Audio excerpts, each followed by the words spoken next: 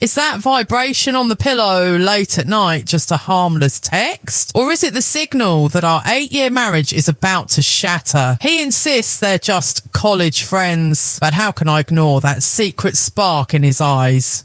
That hidden thrill he gets whenever her name lights up his screen. The terrifying truth is eating me alive. You don't need physical contact to betray someone. An emotional affair cuts just as deep. So do I fight for us or do I just walk away? But the real questions keep haunting me. Why, in the middle of a seemingly perfect life, did he suddenly feel the need for a third person? How did a casual hello just 6 months ago spiral into such a deep emotional entanglement? And where does this all end? In a heartbreaking divorce, or are we doomed to live under the same roof as total strangers for the rest of our lives? It's a story of love, suspicion, and the silent noise of heartbreak. I'm Sneha, and I'm here to walk you through it. Let's dive into the full story. 2:13 a.m. The numbers on the digital clock stare back at me in a harsh neon red glare. The rest of the condo is silent, buried under that heavy, muffled quiet that only winter in Toronto brings. Outside the floor-to-ceiling windows, the city is a grid of frozen lights and a light snow is dusting the glass. Inside, the heating vent hums a low, rhythmic monotone. It's the sound of safety, the sound of a life that's supposed to be perfect. I'm lying on my side, facing the window, my back to him. I've been mastering this pose for weeks now, the I'm fast asleep pose, even breathing, shoulders relaxed, but my eyes are wide open, staring at the reflection of the room in the dark glass.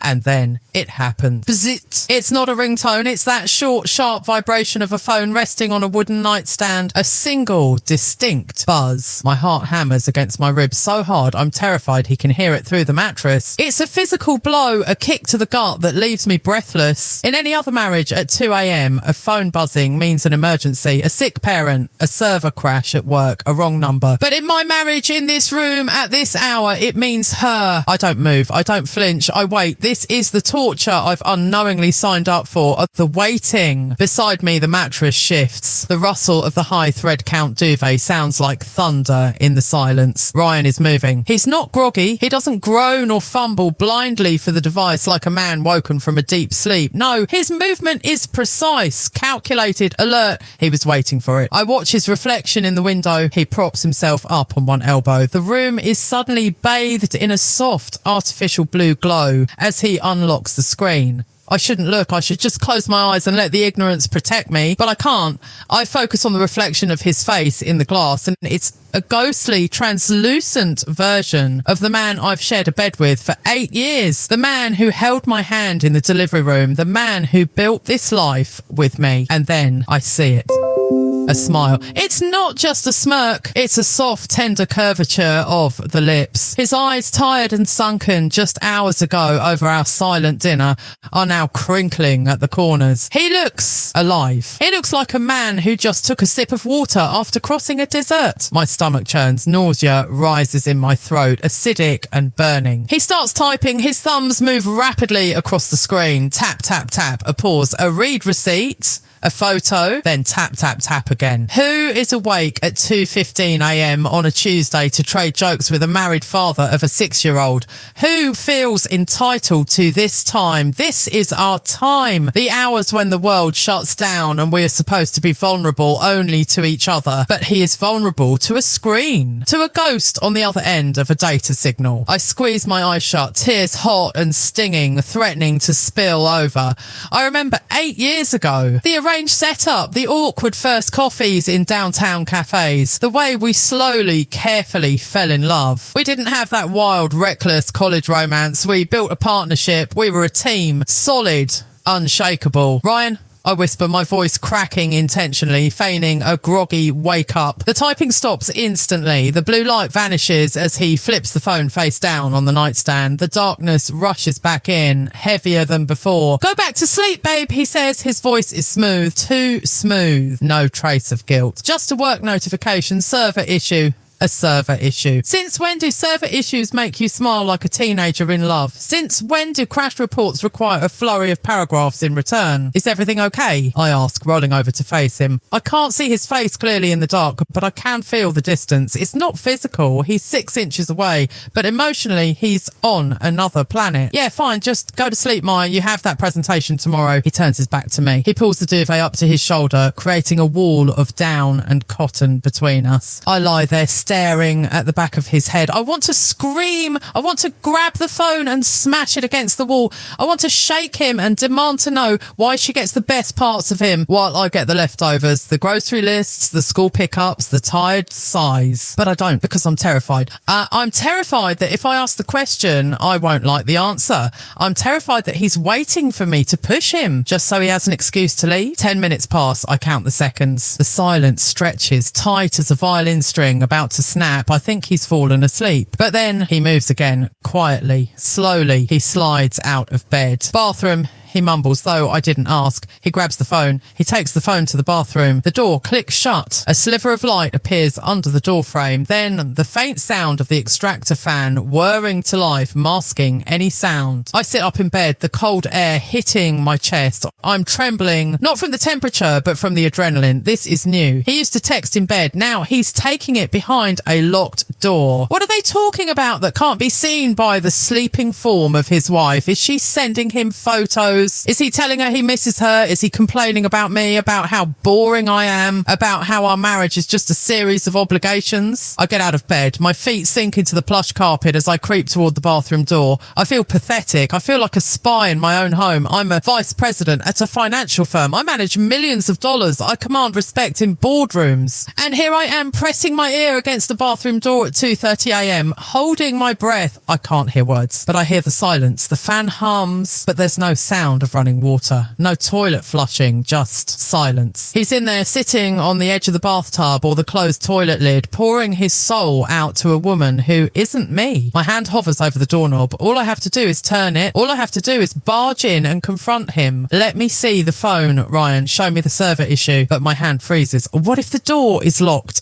If I turn that handle and it doesn't open, that's it. That's the confirmation. A locked door is a boundary he has drawn. A locked door means he has a secret world. I pull my hand back. I can't do it. Not tonight. I'm not ready to watch my life explode. Not yet. I retreat to the bed, sliding back under the covers. My spot is cold now. 5 minutes later, the bathroom door opens. The light snaps off. He walks back into the room, placing the phone face down on the nightstand again. He climbs into bed, exhaling a long, contented sigh. He reaches out, his hand brushing my waist. A casual, habitual touch. I flinch. I can't help it. His skin feels foreign, contaminated. He doesn't notice. Or maybe he doesn't care. Within minutes, his breathing deepens. He's asleep. He sleeps the sleep of the innocent or the sleep of someone who has satisfied a craving. But I'm wide awake. I stare at the phone on his nightstand. It's a black monolith in the shadows, a time bomb. I know her name. I know she's from his past. I know she's single. But tonight, listening to the silence of that bathroom, I realise something else. This isn't just a crush. This isn't just catching up. You don't hide just friends behind locked doors at 2 a.m. He thinks he's being subtle. He thinks he's protecting me or maybe protecting himself, but he doesn't realise that the vibration of that phone didn't just wake me up. It woke up a suspicion that is going to consume everything. As the first grey light of dawn starts to bleed into the sky, I make a decision. I can't live like this. I can't be the wife who waits in the dark. I need to know who she is. Not just her name. I need to know what she is to him. Tomorrow he has a company mixer. He mentioned it days ago. He said he might be late. I turn my head and look at his sleeping face. Who are you?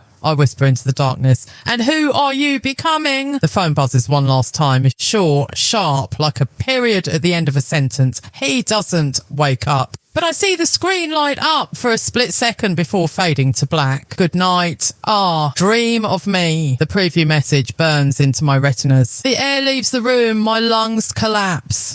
She has a nickname for him, and she demands his dreams. I lie back on the pillow, staring at the ceiling, feeling the tears finally slide down into my ears. The war has begun, and I am already losing ground. The sun is coming up over Toronto, but my world has never been darker. The morning sun hits the kitchen island, illuminating the dust motes dancing in the air. But I feel like I'm moving underwater. Ryan is whistling. He's standing by the espresso machine, pressing the tamper down on the coffee grounds with a cheerful, rhythmic precision. He's wearing his navy blue suit, the one I bought him for his birthday, and a crisp white shirt. He looks sharp. He looks rested. He looks like a man who didn't spend half the night locked in a bathroom whispering secrets to a screen. Coffee's ready, babe, he says, sliding a mug across the granite countertop towards me. I look at the mug, then I look at him. You're in a good mood, I say. My voice sounds hollow, foreign to my own ears, and I'm trying to keep it light, trying to mask the tremor of rage vibrating in my chest. He shrugs, taking a sip of his own coffee. Just good sleep, I guess. Felt good to wake up early. Liar. He didn't sleep well. He slept with the phone clutched in his hand. He woke up early because he's energized by her. It's a dopamine hit. He's high on attention. Ryan, I start testing the waters. I had a weird dream last night about college. Do you ever miss it? He pauses. The mug halts halfway to his mouth. For a split second, his eyes dart to the left. A classic tell. He's accessing a memory. College? He laughs, but it's a nervous, quick sound. God, no, the exams, the cheap ramen. Why would I miss that? I don't know, I say, stirring my black coffee. The freedom, the people, old friends. I watch him closely. I'm looking for a crack in the armour. We have a good life, Maya, he says, checking his Apple Watch. Why look back? He kisses me on the forehead, and it's a dry, perfunctory kiss, the kind you give a grandmother. I got to run, early meeting. He grabs his laptop bag and heads for the door. I watch him leave. As soon as the heavy front door clicks shut, the silence of the apartment crashes down on me again. Why look back? He asked. But I know he's not just looking back, he's living there. I call in late to work. I can't face spreadsheets and client portfolios today. I have a different kind of research to do. I sit on the sofa, pulling my legs up to my chest, and open my iPad. My fingers hover over the search bar. I know her name. He mentioned her once, 6 months ago, in passing.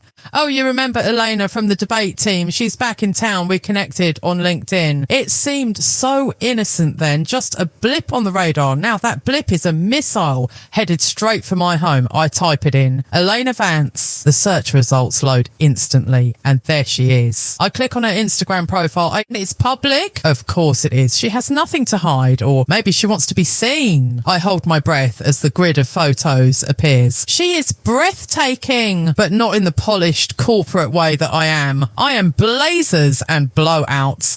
Elena is wild hair, oversized sweaters, and artistic angles. She looks like chaos. Beautiful, uncontainable chaos. Her bio reads, collecting moments, not things. Digital nomad Toronto for now. Toronto for now. I start scrolling. I need to understand what he sees. I need to understand the enemy. There are photos of her in Bali, in Paris, hiking in the Rockies. She looks free. She looks like she doesn't have a mortgage or a child's tuition to worry about, or a husband who is slowly checking out of his marriage. I click on a photo from 3 days ago. It's a selfie of her holding a glass of wine, looking directly into the camera with a sultry half smile. The caption says, sometimes the past knocks on your door and brings the best wine. My heart stops. I look at the likes. There it is. Third from the top, Ryan_Arch_TO. He liked it. I scroll down to the comments. Ryan wrote, age to perfection. She replied, takes one to know one. I feel physically sick. The winky face, the flirtation. It's so blatant. It's right there in the open for anyone to see. How many of our mutual friends have seen this? Are they laughing at me? Are they pitying me? I go deeper. I need to find the root. I scroll back years, 5 years, 8 years, 10 years, and then I find it. The college era. There's a photo from their graduation day. They are standing arm in arm. Ryan looks so young. His hair longer, his smile wide and unguarded.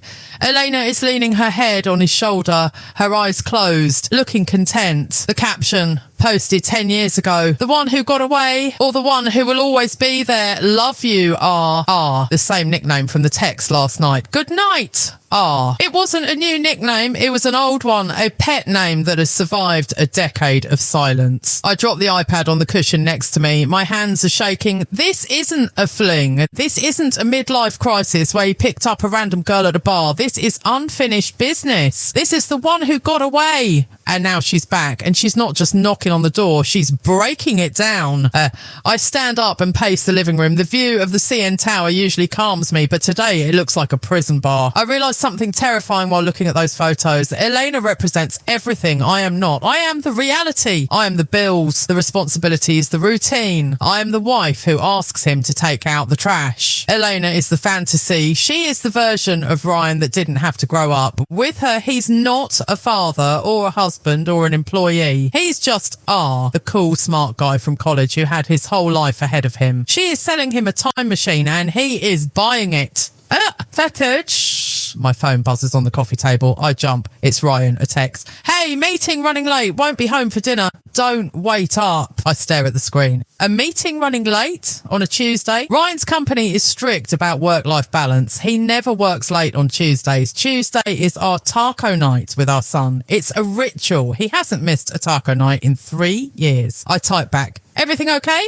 Leo was looking forward to tacos. 3 dots would appear, then disappear, then appear again. He's rewriting. He's crafting the lie. Yeah, big server migration. It's a mess. Tell Leo I'm sorry. I'll make it up to him this weekend. Server migration again. I put the phone down. I know where he is going, or rather who he is going to. The urge to scream is overwhelming. But instead, a cold, icy resolve settles over me. The sadness is evaporating, replaced by something sharper, something dangerous. If he thinks he can erase me, erase us with a few lies and a server migration, he is wrong. I pick up the iPad again. I go back to Elena's profile. She posted an Instagram story 10 minutes ago. I tap the circle. It's a video, a boomerang, 2 glasses of craft beer clinking together, the location tag, the distillery district. The caption, cheers to old habits. I freeze. I know that table. I know that rustic wood grain. That's Mill Street Brew Pub. I zoom in on the video. In the corner of the frame, resting on the table next to the beer glass, is a man's hand. He's wearing a watch, a silver watch with a leather strap, and on his ring finger there is a tan line, a faint pale strip of skin where a wedding ring used to be. He took his ring off. The air leaves my lungs in a violent rush.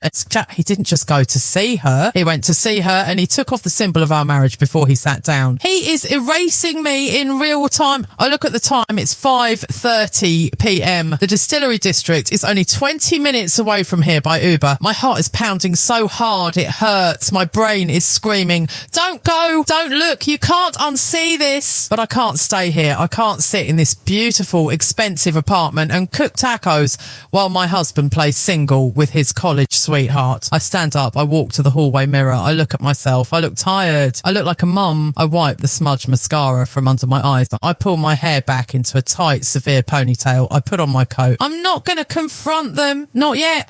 But I need to see it. I need to see his face when he looks at her. I need to know if the husband I love is even in there anymore or if R has completely taken over. I grab my keys. I open the door. The elevator ride down feels like a descent into hell. As I step out into the cold Toronto wind, I hail a cab. Distillery district, I tell the driver. He nods and pulls away from the curb. I grip my phone tight. Elena's story is still on the screen, the clinking glasses, the ringless finger. I am coming for you, Ryan, and I am coming for the truth. But as the cab weaves through traffic, a terrifying thought hits me. What if, when I see them together, I realise that they do belong together? What if I am the villain in their love story? The city lights blur past the window, streaks of red and gold, leading me straight to the moment that will break me. The cobblestones of the distillery district are uneven under my boots, slick with a fresh layer of frost. It's a trendy, historic part of Toronto. Red brick warehouses turned into high-end boutiques and overpriced bars. The air smells like roasted coffee and cold lake water. I pull my coat collar up, hiding half my face. I feel like a criminal, a stalker in my own life. The Mill Street Brew Pub is loud. Even from the outside, I can hear the hum of conversation and the clinking of glass. My heart is hammering against my ribs, a frantic bird-like rhythm that makes me dizzy. Don't do this, Maya. Turn around. Go home. Preserve your dignity. But my feet keep moving. They have a will of their own. I push through the heavy wooden doors. The warmth hits me instantly, carrying the scent of hops and fried food. It's crowded. The after-work crowd loosening their ties. I scan the room, my eyes darting from table to table, terrified of being seen, yet desperate to see. And then I find them. They're sitting in a booth near the back, tucked away from the remain chaos. It's intimate, too intimate.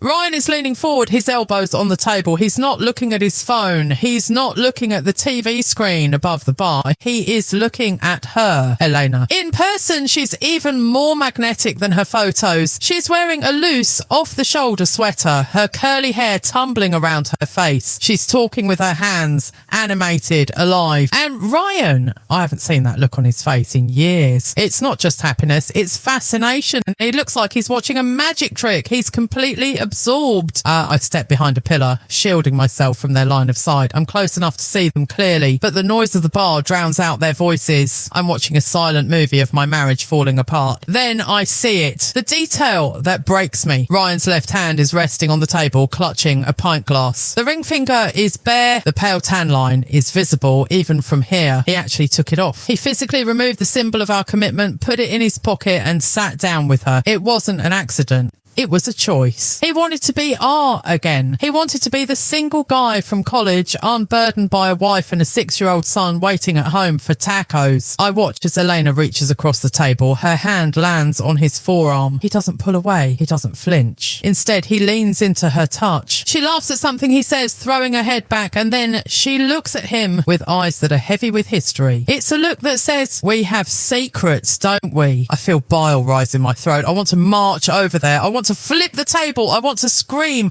I'm right here. I'm the one who washes his clothes. I'm the one who holds him when his mother is sick. Who are you to touch him like that? But I don't move. I'm frozen because in that moment I realise something worse than betrayal. I realise that if I walk over there right now, he won't choose me. He looks at her like she's oxygen. He looks at me lately like I'm an obligation. If I confront them now, I lose. I turn around. My vision is blurry with tears I refuse to shed. I push back out through the heavy doors into the biting cold night. I don't remember the Uber ride home. I just remember staring out the window, the city lights smearing into long, angry streaks of red and yellow. When I get home, I enter actress mode. I wash my face. I change into my pajamas. I sit on the couch with a book I'm not reading. Ryan comes home at 9:30 p.m. I hear the key in the lock. My stomach tightens. He walks in. He looks flushed. His eyes are bright. He smells like the cold wind, but underneath that, there it is. A faint floral scent, not mine, and the stale smell of pub food. Hey, he says, taking off his coat.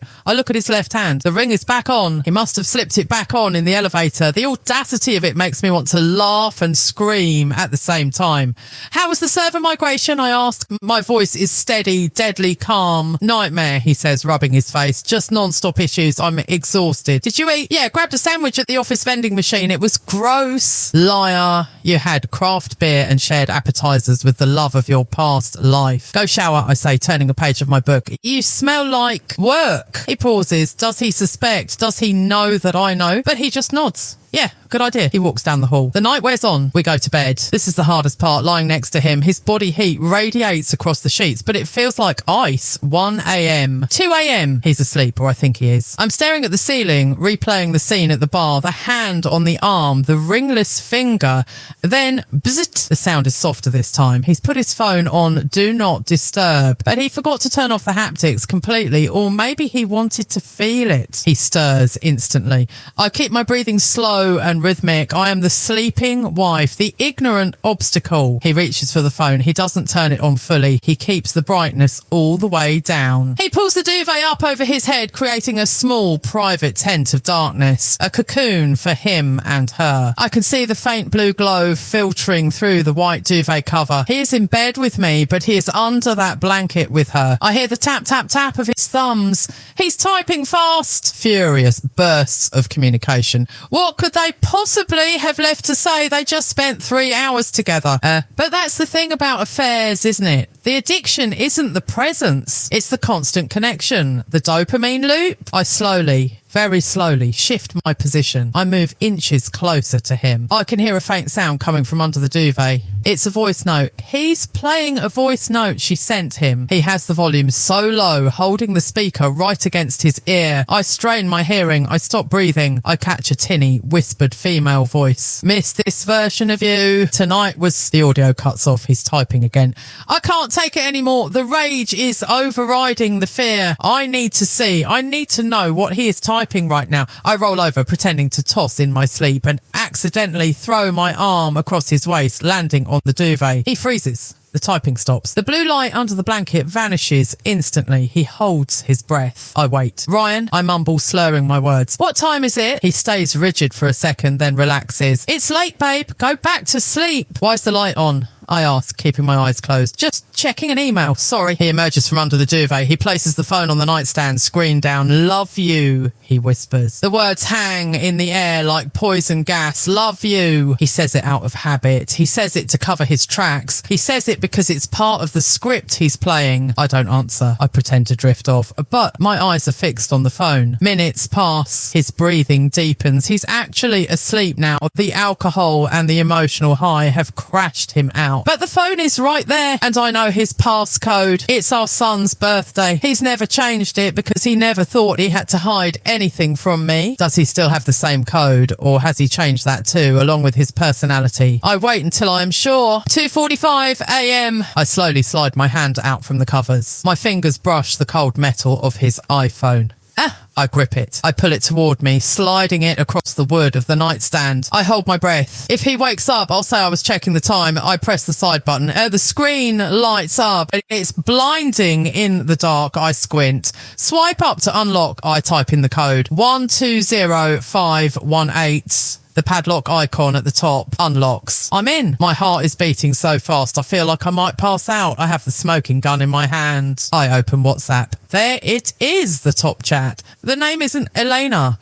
He's changed it. The contact name is Scrum Master. A work title, clever. So if a notification pops up, I think it's work. But the profile picture is a sunset, the same sunset from Eleanor's Instagram. I tap the chat. The thread is endless. Photos, voice notes, links to songs. I scroll to the bottom. To the messages sent 5 minutes ago, under the duvet. Her. Tonight felt like we hit rewind. I forgot how much you get me. Her. But seeing that ring back on your finger when you left, that hurt more than I expected. And there is Ryan's reply. The message he typed while lying next to me. Ryan, it's just metal, Elle. It doesn't mean anything. You know where my head is. You know where I want to be. It doesn't mean anything. The words blur before my eyes. 8 years. The vows. The birth of our son. The house. The life. It's just metal. I feel a physical crack in my chest. A silent fracture. I want to wake him up. I want to smash the phone into his face. I want to read this out loud.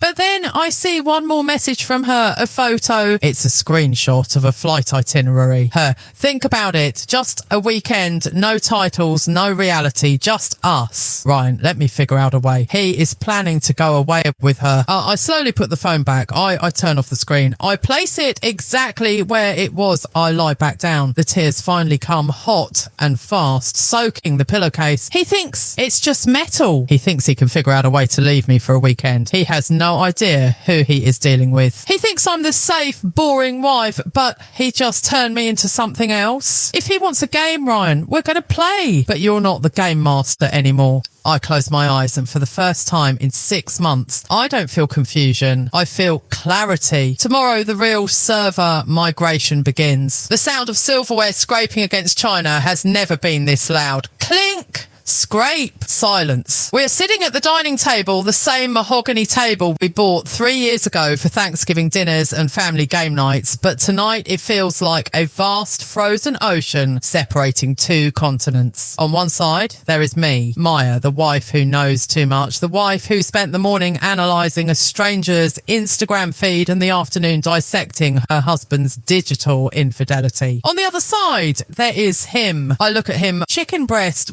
with surgical precision. He looks the same dark hair, slightly messy from the wind, the same faint stubble on his jawline that I used to find sexy, the same blue sweater that brings out his eyes. But he isn't Ryan. Not anymore.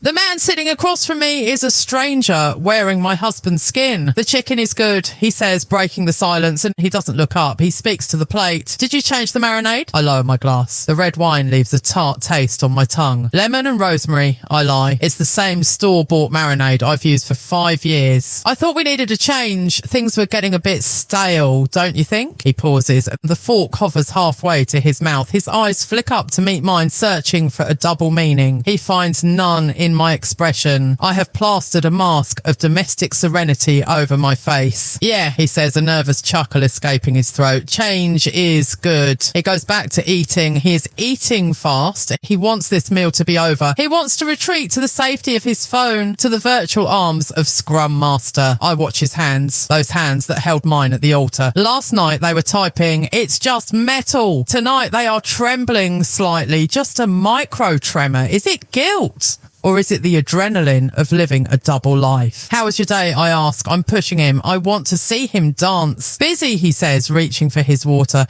The migration is still messy. Lots of clean up. Is it going to bleed into the weekend? I ask casually, picking up a roasted potato. Leo was asking if you'd take him to the science centre on Saturday. This is a test. I know the answer. I saw the itinerary screenshot. I know he's planning a getaway. I just want to hear how he delivers the lie. Ryan sets his glass down. He wipes his mouth with a napkin. He takes a breath. Here it comes. The performance.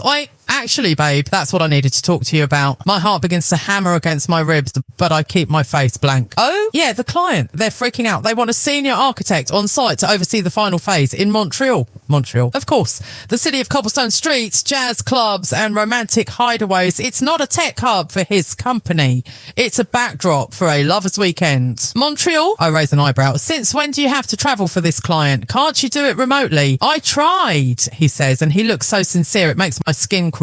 He leans forward using his earnest negotiator face. But they are threatening to pull the contract. My boss is pressuring me. It's just for the weekend, Maya. I fly out Friday night, back Sunday evening. He reaches across the table and covers my hand with his. His palm is warm. I have to fight every instinct in my body not to snatch my hand away. It feels like being touched by a traitor. I'm sorry, he says softly. I know I promised Leo. I'll make it up to you guys. I'll make it up to you. The currency of the cheater. Future promises to pay for present betrayals. It's okay, I say, forcing a small sad smile. Work is work, right? We have to pay the bills. Relief washes over his face. It's instantaneous. His shoulders drop. The tension in his jaw releases. He thinks he's won. He thinks I'm the gullible, supportive wife who believes in server migrations and on-site emergencies. You're the best, he says, squeezing my hand before pulling away. I'll book the flight tonight. You already booked it, Ryan. I saw the screenshot. Do that, I say, and maybe book a nice hotel. If the company is paying, you shouldn't stay in a dump. Yeah, he smiles, a distraction in his eyes. I'll find somewhere decent. He stands up to clear the table. He is suddenly energetic. The guilt has been assuaged by my permission, and he feels authorised to cheat now because he has successfully navigated the lie. I remain seated. I watch him walk to the kitchen. My phone is in my lap. I open the banking app. We have a joint account for household expenses, but we have separate personal credit cards. He thinks his personal card is private. He forgets that 3 years ago, when we refinanced the mortgage, he linked all our accounts to the wealth management dashboard so we could track our net worth. He never unlinked it. I refresh the page at pending transactions. There it is. Air Canada, $450. Airbnb Montreal, $800. He didn't book a hotel. He booked an Airbnb. Because hotels require IDs at the front desk, hotels have cameras in the lobby. An Airbnb is private, a home away from home, a place where they can play house. I click on the transaction details. Occupancy, 2 guests. I close the app. My hands are shaking, but not from sadness anymore. The sadness died in the distillery district last night. Now there is only a cold, calculating rage. He returns from the kitchen, wiping his hands on a towel. I'm going to head to the study, he says. Need to prep some slides for the trip. Go ahead, I say. He walks down the hallway. I listen to his footsteps, then the sound of the study door closing. Click, he locks it. He never used to lock the study. Now, every door in this house is a barrier. Every room is a compartment of secrets. I sit at the table for a long time. The leftovers are cold. The wine is warm. I look at the empty chair opposite me. He thinks he is going to Montreal to live out a fantasy. He thinks he is going to escape his boring life and find his spark again with Elena. He thinks I'm going to stay here, take Leo to soccer practice and wait by the phone for his text. But he's wrong. I stand up and walk to the window. The city lights of Toronto are blinking below. I am a project manager. My job is to assess risk, manage timelines and mitigate disasters. My marriage is the project now and it is in critical failure mode. I have two choices. Option A, cry, beg, confront him and watch him deny everything until he leaves me. Option B, change the narrative. I pick up my phone. I open my browser. I type in Airbnb Montreal. I filter by map view. I know the price he paid. I know the general area because he once mentioned Elena loves old Montreal. I start searching for properties available this weekend that match the price point of $800. It takes me 20 minutes. I narrow it down to 3 lofts. One of them has a pending status on the calendar for this weekend. It's a loft on St. Paul Street, exposed brick, fireplace, romantic. I look at the photos. It has a distinct red sofa. I switch apps. I go to Elena's Instagram. She posted a story an hour ago, a screenshot of a Pinterest board titled Weekend Vibes. One of the pinned photos is that red sofa. Gotcha. I know where they are staying. I know when they are going. A dangerous idea begins to form in my mind. It's reckless. It's crazy. It's something the old Maya would never do. But the old Maya didn't have a husband who called his wedding ring just metal. I shouldn't just let him go. I shouldn't just wait for him to come back and lie to my face. What if I'm there? Not in the room, that would be messy, but close enough to watch, close enough to make them feel watched. Psychological warfare. If he wants to live in a thriller, I'll give him a thriller. I hear the study door open. Ryan comes out. Booked the flight, he calls out, sounding cheerful. Great, I call back. He walks into the living room. Hey, do we have any of that nice cologne left? The one you bought me last Christmas? He wants to smell good for her. He wants to wear the scent I chose for him to seduce her. The cruelty of it is breathtaking. I think it's in the back of the bathroom cabinet. I say, thanks. He heads to the bathroom. I wait until the water starts running. He's showering, getting ready for bed. I walk into the study. His laptop is on the desk. It's closed, but he's lazy. He often just shuts the lid without logging out. I lift the lid. The screen wakes up. He didn't lock it. He felt safe because he locked the door, but he forgot I have the spare key to the study in the kitchen drawer, a key I retrieved while he was in the shower. I look at the screen. He has iMessage open. Scrum Master, Elena. I bought new lingerie, silk, red. You're gonna die. Ryan, I can't wait to unwrap you. Scrum Master, Elena. Are you sure she suspects nothing? Ryan, 0. She's completely clueless. She even told me to book a nice hotel. It's almost sad how easy it is. It's almost sad how easy it is. I stare at the words. They burn into my retinas like a brand. He pities me. He thinks I'm a fool. I gently close the laptop lid. I step out of the study. I lock the door from the outside just as I found it. I walk back to the living room. Hey, my hands are no longer shaking. My heart rate has slowed to a steady rhythmic thrum. He thinks I'm clueless. He thinks it's easy. I walk to the kitchen island. I pick up my own phone. I open my travel app. Toronto to Montreal, Friday morning, return Sunday evening. I book a ticket. Not on his flight, on the one before his. Then I search for a hotel. Hotel Nelligan. It's directly across the street from the Airbnb loft on St. Paul Street. I book a room with a street view. I am not going to stop the affair. I am going to haunt it. I turn off the kitchen lights. 0 suspicion. I whisper to the darkness. You have no idea, Ryan. I walk towards the bedroom where my husband is washing off the scent of his family to prepare for his lover. The stranger across the table thinks he's the player. But the game has just changed. As I lie down in bed next to him, listening to the shower run, I feel a strange sensation. It's not fear. It's not sadness. It's the thrill of the hunt. See you in Montreal, R. The air in old Montreal is different. It's heavier, laced with the scent of the St. Lawrence River and the exhaust of expensive cars idling on cobblestone streets. I'm standing in room 304 of the Hotel Nelligan. The lights in my room are off. The heavy velvet curtains are drawn, leaving just just a sliver of a gap, enough for one eye, one lens, one witness. Across the narrow street, not even 50 feet away, is the building, the loft. The exposed brick facade looks romantic under the amber streetlights. It's the kind of place where love stories begin, or where marriages go to die. I checked in 3 hours ago. I told the front desk I was here for a solo writer's retreat. The concierge, a young man with a charming French accent, winked and gave me a room with the best view of St. Paul Street. He has no idea that the only thing I'm writing is the end of my husband's double life. My phone vibrates. It's a notification from the airline app. Flight AC 412 has landed. He's here. I feel a cold shiver run down my spine that has nothing to do with the drafty window. My body enters a state of hyper arousal. My heart rate drops. Paradoxically, I'm a sniper waiting for the target. 20 minutes past, then 30. Then a black Uber SUV pulls up to the curb directly across the street. I hold my breath. The condensation of my breath fogs up the glass. I wipe it away frantically. The door opens. Ryan steps out. He's wearing his leather jacket, the one he hasn't worn in 2 years because he said it was too young for him. He looks rugged. He looks excited. He grabs a duffel bag from the trunk. Then she steps out. Elena. She's wearing a camel-coloured trench coat and a red beret. It's almost a cliche, a costume for a romantic getaway. She spins around on the sidewalk looking up at the building and laughs. I can't hear the laugh through the double-paned glass, but I see her head throw back. I see the joy. Ryan walks around the car. He doesn't look at the driver. He doesn't look at the street. He looks only at her. He grabs her waist right there on the sidewalk. Publicly, he pulls her in and kisses her. It's not a peck. It's a hungry, desperate kiss. His hands slide down to her lower back. I step back from the window, gasping as if I've been punched. Seeing the text was one thing, hearing the lies was another. But seeing it, watching his body language, that is my husband.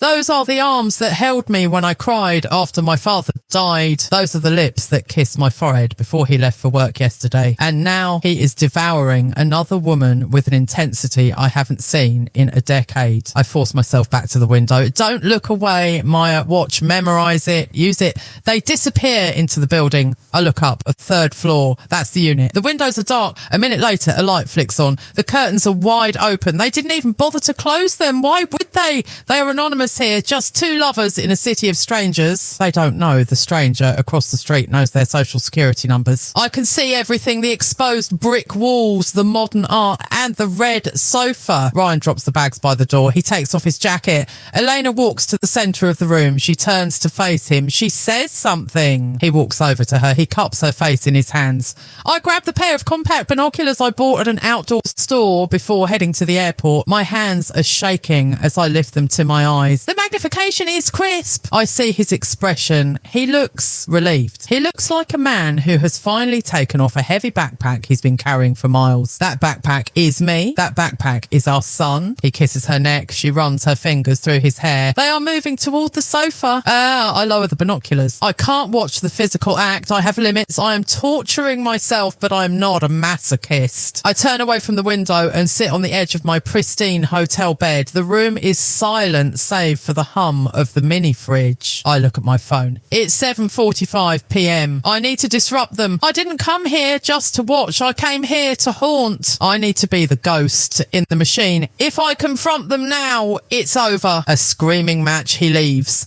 No, I want to ruin the fantasy. I want to inject the reality he is trying so hard to escape right into his veins. I open his text thread. I type, "Hey honey, did you land okay? Leo's crying. He had a nightmare about you leaving. He's asking to FaceTime." I stare at the send button. Using our son is low. It's dirty. But Ryan is sleeping with his college ex on a red sofa in Montreal while lying about a server migration. The moral high ground doesn't exist anymore. I press send. I rush back to the window with the binoculars. I find them. They're on the sofa. Things are progressing. His shirt is unbuttoned. Then he freezes. His phone is on the coffee table right next to them. The screen lights up, but the vibration must have rattled against the glass table. He pulls away from her neck. Elena looks annoyed. She says something, gesturing to the phone. Ryan reaches for it. He looks at the screen. I see his posture collapse. The lover melts away. The father kicks in. The guilt hits him like a sniper shot. He sits up. He runs a hand through his hair and he shows the phone to Eleanor. She rolls her eyes. She actually rolls her eyes at my crying son. That gesture seals her fate. If I had any mercy left for her, it died pride in that eye roll. Ryan stands up. He gestures that he has to take this.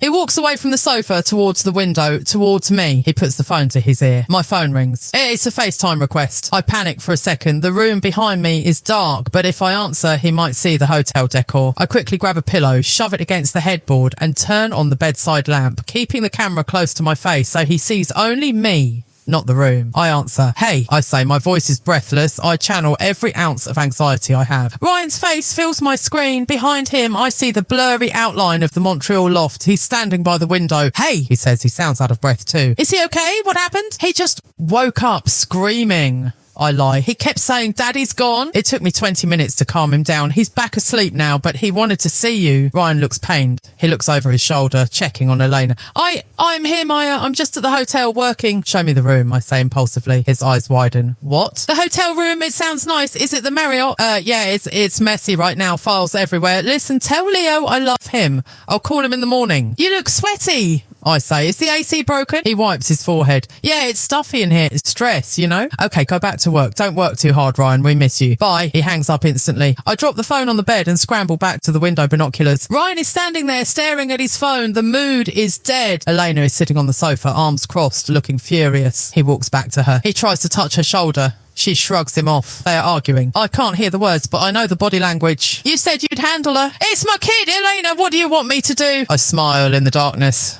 Strike one. An hour later, they leave the apartment. They need to reset. They need alcohol and food to get the vibe back. I grab my coat and a wide-brimmed hat I bought at the airport. I wrap a thick scarf around the lower half of my face. I exit the hotel. I follow them. They walk down St. Paul Street. They aren't holding hands anymore. There is a foot of distance between them. Good. They turn into Jardine Nelson. It's a beautiful restaurant with a courtyard, heated lamps and live jazz. They get a table in the corner under a heater. I wait a minute, then walk in. Table for one, I whisper to the hostess. Near the bar, please. Away from the courtyard. From the bar, I have a direct line of sight to their table, but I'm hidden by a large decorative fern. I order a glass of Pinot Noir. I watch them. They're drinking fast. Ryan is trying to charm her. He's laughing, telling stories. Elena is softening. She's touching his hand again. They are repairing the damage. I need to hear them. I need to know what narrative they are spinning. I notice the table next to them is empty. It's reserved. I catch the waiter's eye. Excuse me, I say, sliding a $20 bill across the bar. That couple over there in the corner, do you know if they're celebrating something? The waiter looks at the couple. I believe so. The gentleman asked for the best champagne. He mentioned a new beginning. A new beginning. The rage flares up again, hot and blinding. I sip my wine. I need to get closer. I leave the bar and head toward the restroom, which are located past their table. I walk slowly. I keep my head down, hat pulled low. As I pass their table, I slow my pace. She's just so dependent on me, Elle, Ryan is saying. His voice is low but clear. It's not love anymore. It's management. I feel like I'm her caretaker, not her husband. I freeze for a microsecond. Caretaker? I earn more than him. I manage the household finances. I organise our lives. And he calls himself my caretaker. It's the classic cheater script. Make the wife look pathetic to justify the betrayal. I know, Elena coos. You've sacrificed enough. It's your turn to live. I keep walking. I make it to the bathroom hallway before my legs give out. I lean against the wall, breathing hard. He is rewriting our history. He is deleting the laughter, the support, the partnership, and replacing it with a story where he is the victim and I am the burden. I look at myself in the bathroom mirror. My eyes are red-rimmed. My skin looks pale. But underneath the shock, I see something else. I see a woman who is done being managed. I take out my phone. I have one more card to play tonight at the ghost move. I open the Find My app. Ryan and I share locations for safety. He probably disabled it, right? I check. Location not found. Smart boy. He turned it off before he left. But he forgot about the shared photo album. We have a shared iCloud album for family photos. I take a photo of the restaurant menu, just the corner of it. The logo of Jardine Nelson is clearly visible. I upload it to the shared album. I don't send a text. I don't say anything. I just upload the photo. Then I walk back to the bar, pay my tab and leave. I cross the street and stand in the shadows of a doorway watching the restaurant entrance. 5 minutes later, Ryan comes rushing out of the restaurant. He looks frantic. He's looking left and right, spinning in circles. He checks his phone. He looks at the street sign. He saw the notification. Maya added a photo to shared album. He saw the logo. He knows, or he thinks he's going crazy. Is she here? I see him mouth the words. He runs a hand over his face and he looks terrified. Elena comes out behind him. Ryan, what is it? You look like you've seen a ghost. He grabs her arm. We need to go now. What? We haven't ordered mains yet. I said we need to go. He snaps at her. He drags her toward a taxi. He keeps looking over his shoulder. At one point, his eyes sweep right over the shadowed doorway where I'm standing. He looks right at me, but he doesn't see me. I'm just a shadow in the Montreal night. I watch them speed away in the taxi. They aren't going back to the Airbnb to make love. They are going back to panic. They're going back to fight. I walk back to my hotel. The wind is biting cold, but I feel warm. The game has shifted. He isn't in Montreal with his lover anymore. He is in a haunted house. And I am the poltergeist. I get back to my room and pour myself a glass of wine from the minibar. I sit by the window. Across the street, the lights in the Airbnb are still on, but the room is empty. I wait. 20 minutes later, they return. They enter the room. Ryan immediately starts closing the curtains. He is moving frantically, checking the locks, checking the corners. He is paranoid. Elena is sitting on the red sofa, arms crossed, looking miserable. The romance is dead. The fantasy has been breached. I take a sip of wine. Welcome to your new beginning, Ryan, I whisper against the glass. Tomorrow, I won't just be a ghost. Tomorrow, I make contact. Saturday morning in Montreal breaks with a sky the colour of a bruised plum. It's grey, heavy and threatening snow. I'm sitting in the hotel lobby of the Nelligan, positioned in a high-backed velvet armchair that faces the street. I've been here since 7 a.m. I have a clear view of the heavy wooden door of their Airbnb across the cobblestones. I haven't slept. Adrenaline is a powerful drug, far more potent than caffeine. My body feels light, vibrating with a strange electric frequency. I am no longer the wife waiting at home. I am the director of this play, and we are approaching the final act. At 8:15 a.m, the door across the street opens. Ryan steps out. He looks like a wreck. His hair is unwashed, hidden under a beanie. He's wearing the same clothes as yesterday. His shoulders are hunched against the biting wind. He isn't holding Elena's hand. In fact, Elena isn't even with him. He's on a supply run. Coffee, painkillers, maybe an apology croissant. He looks left, then right. His head snaps back and forth with a twitchy, paranoid energy. He's scanning for ghosts. He's looking for the person who uploaded that photo to the shared album last night. He starts walking down St. Paul Street. I wait 5 seconds, then I stand up. I wrap my scarf tight, pull my hat low and slip out the side exit of the hotel. I'm going to follow him, but this time I'm not just going to watch. Today I break the fourth wall. He heads into Olive Gourmando, a famous bakery nearby. It's packed. The smell of warm bread and strong espresso hits me as soon as I slip in behind a group of tourists. Ryan is in the queue. He's staring at his phone, his thumbs hovering, likely rewriting a text to me. Or maybe he's checking the flight status, desperate to leave early. I manoeuvre myself to the far end of the counter. Near the pickup station, I order a black coffee and wait. I'm standing maybe 10 feet away from him, separated by a display case of pastries and a few unsuspecting customers. I can hear him ordering 2 lattes, 1 almond milk, extra hot, and do you have aspirin or Tylenol? The barista shakes her head. Sorry, sir, just food and coffee.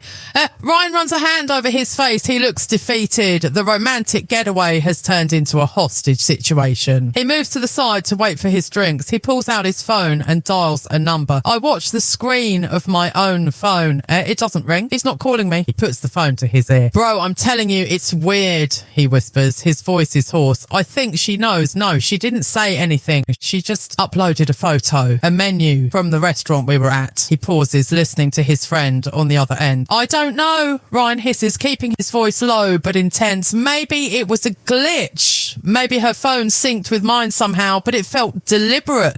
Elena is freaking out. She thinks Maya hired a PI, a private investigator. I almost laugh out loud. I wish I had hired a PI. It would have been less painful than seeing it with my own eyes. I just need to get through today, Ryan says, rubbing his temple. I'm going to take Elena to the airport early, put her on a flight. Then I'll call Maya. I'll tell her the work crisis is over. Put her her on a flight. So that's the plan. Dispose of the mistress, scrub the evidence, and return to the wife as the hero who solved the server migration. I can't lose a man, Ryan says, his voice cracking slightly. Maya, I mean, if she finds out she's the bedrock, she runs everything, I'd be lost without her. I freeze. I'd be lost without her. Not I love her. Not I made a mistake, but I'd be lost like a child who lost his mother in a supermarket. He doesn't want me. He needs my management. He needs the infrastructure I provide. That sentence is the final nail in the coffin. The barista slides 2 cups onto the counter. Order for Ryan. He hangs up the phone. He reaches for the cups. I step forward. I am standing right behind him now. I can smell the stale alcohol on his coat. I take out my phone. I open AirDrop. His phone is unlocked in his hand. Ryan's iPhone. Everyone. I select a photo from my camera roll. It's a photo I took 10 seconds ago. A picture of the back of his head standing at the counter, reaching for the lattes. I hit send. Bling. The sound is loud in the crowded cafe. Ryan looks down at his screen. iPhone would like to share a photo. He stares at it. A preview of the image pops up. It's him from behind right now. His body goes rigid. It's like he's been electrocuted. The cups rattle in his hands. Hot coffee spills over the rim, burning his fingers, but he doesn't drop them. He spins around, wild-eyed, panic-stricken. The colour drains from his face, leaving him a sickly shade of grey. And there I am. I'm standing 5 feet away. I'm not wearing a mask. I've pulled my scarf down. I've taken off my sunglasses. I am looking him dead in the eye. The noise of the cafe, the clattering dishes, the chatter, the jazz music seems to vanish. It's a vacuum, just me and him. Maya, he stammers. It comes out as a squeak. It looks like his brain is short-circuiting. He cannot compute the data. Maya is in Toronto. Maya is with Leo. Maya is the safe, clueless wife. Careful, I say softly. My voice is steady, cold as the pavement outside. You're spilling the almond milk. Elena hates it when you make a mess. His jaw drops. He looks at the cups in his hand, then back at me. You're here. I finish for him. Yes, I'm here for the server migration. He takes a step back, bumping into a stranger. Sorry, he mutters, not looking away from me. Maya, let me explain. It's not what? I tilt my head. It's not a romantic getaway. It's not an Airbnb on St. Paul Street. It's not you calling me your caretaker over champagne last night. He flinches. The word caretaker hits him like a physical blow. He realises I was there. I was listening. I can explain, he pleads. People are starting to stare. A man trembling with 2 coffees facing a calm, terrifying woman. You don't need to explain, Ryan, I say. You need to run. What? Run back to the loft, I say, checking my watch. Elena is packing, but she's not going to the airport. She's going to ask you why I just sent her a DM. His eyes widen to the size of saucers. You messaged her? I sent her the screenshots. I lie. I haven't yet, but he doesn't know that. The texts where you said she was just a fantasy. The ones where you told me you were booking a cheap hotel because she wasn't worth the Ritz. Oh, and the one where you called her needy. I didn't actually send those because those texts don't exist. But Ryan is a coward, and cowards don't remember their lies. He's panicked. He's wondering, did I say that? Maya, please. He steps toward me, reaching out with a coffee-stained hand. Just don't do this here. Let's go somewhere. Let's talk. I step back, avoiding his touch like it's contagious disease. We're done talking, Ryan. The server has crashed. There is no backup. I turn around and walk toward the door. Maya, he shouts. It's a desperate, broken sound. I push open the glass door and step out into the cold wind. I don't run. I walk. I know he's following me. I can hear his heavy boots on the pavement. Maya, stop, please. He catches up to me on the corner of the street. He grabs my arm. I spin around and slap his hand away. The force of it surprises both of us. Don't touch me, I hiss. My eyes are blazing. He recoils, holding his hand up in surrender. He's panting. He still has the coffee cups, miraculously. Okay, I'm sorry. I'm so sorry. I fucked up. I know I fucked up, but please don't leave. Don't end it like this. Think about Leo, the weaponization of our child. Again, I step into his personal space. I am inches from his face. I can see the fear in his eyes. I am thinking about Leo. I say, that's why I'm here, to see who his father really is. And you know what I found? I found a man who takes off his wedding ring to feel young again. I found a man who lies to his wife about work so he can play house with a ghost from 10 years ago. It was a mistake, he cries, tears welling up in his eyes.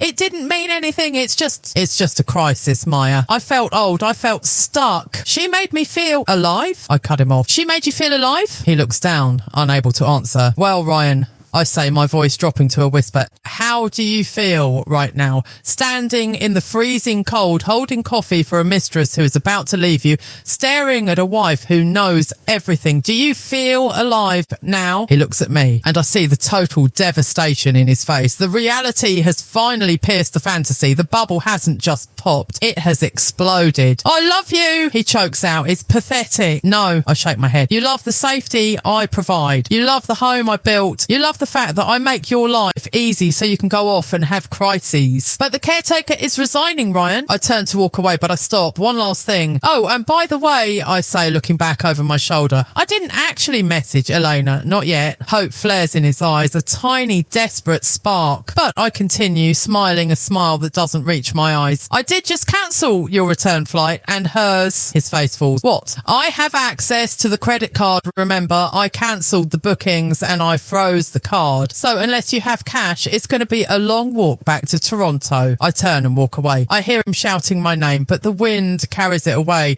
I walk straight to my hotel. I don't look back, but my heart is pounding. My hands are shaking. It felt good. It felt empowering, but it also felt like amputation. I just cut off my own limb to save the body. I enter the hotel lobby. I'm gasping for air. The concierge looks at me with concern. Madame, are you okay? I'm fine, I say, though I'm trembling. I'm checking out now. I need to get to the airport. I need to get home to Leo. I need to be there when Ryan eventually finds a way back, crawling, begging, broken. But as I wait for the elevator, my phone buzzes. It's not Ryan. It's a text from an unknown number. I open it. It's a photo taken from inside the Airbnb across the street, looking down at the street corner where Ryan and I just argued, and then a message. Well played, Maya, but you forgot one thing. I'm not just a fantasy and I'm not done playing. It's Helena. She was watching from the window. She saw the whole thing.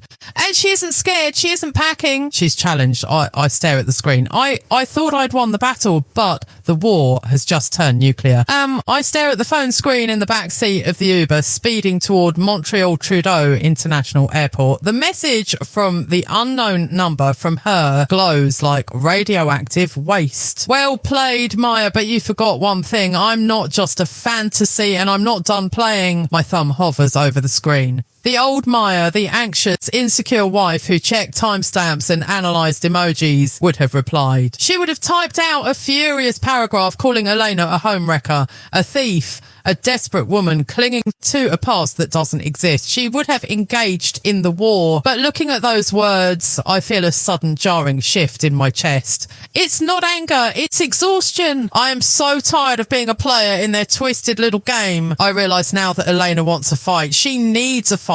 If I scream at her, if I threaten her, it validates her. It makes her the dangerous other woman. It makes her the protagonist in a dramatic love triangle. It gives her life meaning. I press the side button on my phone, block caller, delete conversation. I don't reply. I don't acknowledge her existence. I am erasing her from the narrative, because the truth is Elena isn't the problem. She's just the symptom. The disease is the man I left standing on a street corner with spilled coffee on his coat. The flight back to Toronto is a blur of turbulence and white noise. I sit in seat 14A, staring out at the clouds. I ordered a gin and tonic at 10 a.m. The flight attendant didn't judge. I land at Pearson Airport. It's raining in Toronto, a cold grey drizzle that matches the hollow feeling in my stomach. I turn my phone back on. 37 missed calls, 42 text messages, all from Ryan. I don't read them. I scroll past the desperate walls of text. Maya, please, let me explain.